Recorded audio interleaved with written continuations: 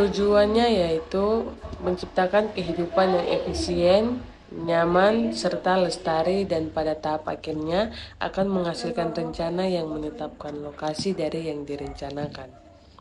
Manfaat dari mempelajari PWK yaitu yang pertama, menggambarkan proyeksi dari berbagai kegiatan ekonomi dan wilayah di masa yang akan datang. Kemudian yang kedua, memandu para pelaku ekonomi yang memiliki kegiatan apa saja yang perlu dikembangkan di masa yang akan datang di mana lokasi kegiatan tersebut berlangsung. Kemudian yang ketiga, sebagai bahan acuan bagi pemerintah untuk mengendalikan atau mengawasi arah pertumbuhan kegiatan ekonomi dan arah penggunaan lahan nanti. Yang keempat, sebagai landasan bagi rencana yang lebih detail atau lebih sektoral. Yang kelima, manfaat optimal untuk berbagai kegiatan dari lokasi tersebut dan memberikan nilai bagi masyarakat. Perencanaan yaitu suatu kegiatan menetapkan tujuan dan memilih langkah-langkah yang diperlukan untuk mencapai suatu tujuan tertentu. Menurut Bintoro Tjokroaminoto dalam Husaina Usman 2008 menyebutkan bahwa perencanaan adalah proses mempersiapkan kegiatan-kegiatan secara sistematis yang akan dilakukan untuk mencapai tujuan tertentu. Kemudian menurut Sondang Pesiagian, perencanaan adalah keseluruhan proses pemikiran dan penentuan secara matang daripada hal-hal yang akan dikerjakan di masa yang akan datang dalam rangka pencapaian tujuan yang telah ditentukan. Perencanaan menurut pandangan. Yang pertama ada pandangan positivis. Pandangan yang mengutamakan hal-hal secara fisik yang nyata dan jelas dan pastinya berguna bagi pemikiran yang realitas, diperoleh dari hasil observasi, pengalaman, dan perbandingan. Perencanaan terfokus pada objek nyata dengan pendekatan ilmu teknik sosial. Rencana harus jelas dan mudah diterapkan tanpa ada perubahan dalam penerapannya.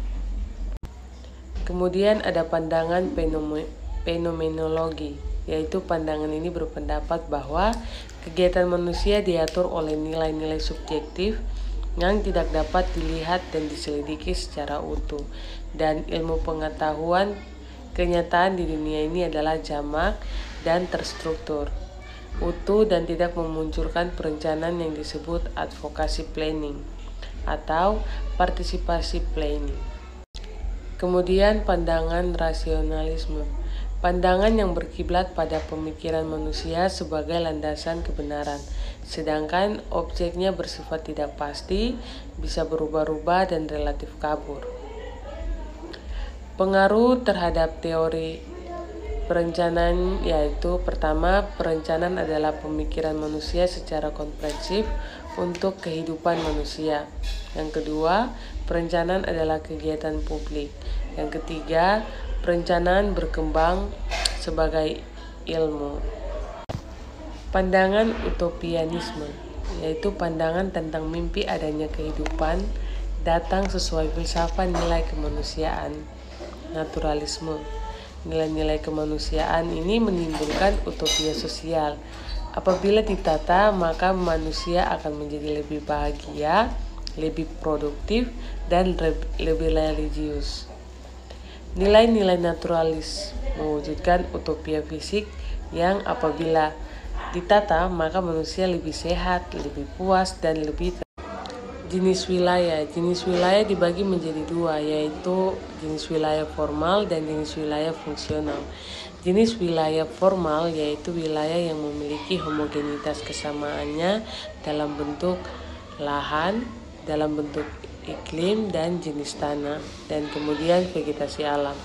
Wilayah ini dapat dikatakan wilayah formal jika dia memiliki kesamaan dalam bentuk fisik. Kemudian ada wilayah fungsional. Wilayah ini dikatakan fungsional jika memiliki kesamaan dalam bentuk yang pertama perpindahan penduduk, yang kedua wilayah jaringan, yang ketiga titik pusat. Jadi kalau ada ciri-ciri suatu wilayah non-fisik atau sosial, berarti ini masuk ke wilayah fungsional. Jenis-jenis kota berdasarkan jumlah penduduk. Yang pertama, megapolitan. Megapolitan adalah kawasan yang terbentuk dari 2 atau lebih wilayah metropolitan yang membentuk sebuah sistem dan memiliki hubungan fungsional. Kemudian yang kedua, metropolitan. Metropolitan sendiri adalah daerah perkotaan besar yang terdiri dari beberapa wilayah administratif dan memiliki konsentrasi yang tinggi dari segi penduduk dan berbagai kegiatan industri. Kemudian yang ketiga, kota besar. Kota besar adalah kota yang memiliki jumlah penduduk antara 500.000 sampai dengan 1 juta jiwa. Kemudian yang keempat, kota sedang. Kota sedang diartikan sebagai kota yang menjadi pusat dalam lingkup kecamatan dan memiliki jumlah penduduk sekitar 50.000 sampai dengan 100.000 jiwa. Dengan jumlahnya yang tidak terlalu banyak, kota sedang bisa dikategorikan sebagai kota yang tidak terlalu padat. Kemudian yang kelima, kota kecil. Kota kecil adalah kota dengan jumlah penduduk tidak lebih dari 100.000 jiwa, yakni hanya sekitar 200.000 sampai dengan 100.000 jiwa saja. Pendapat saya tentang kota yang saya tinggal yaitu perencanaan sebaiknya dilakukan dengan melihat dampak dan menyaring dari opsi-opsi agar bisa menentukan rencana yang baik, dan hasil dari perencanaan tersebut menimbulkan perencanaan yang saat pengimplementasiannya bisa berlaksana dengan baik atau dengan sukses.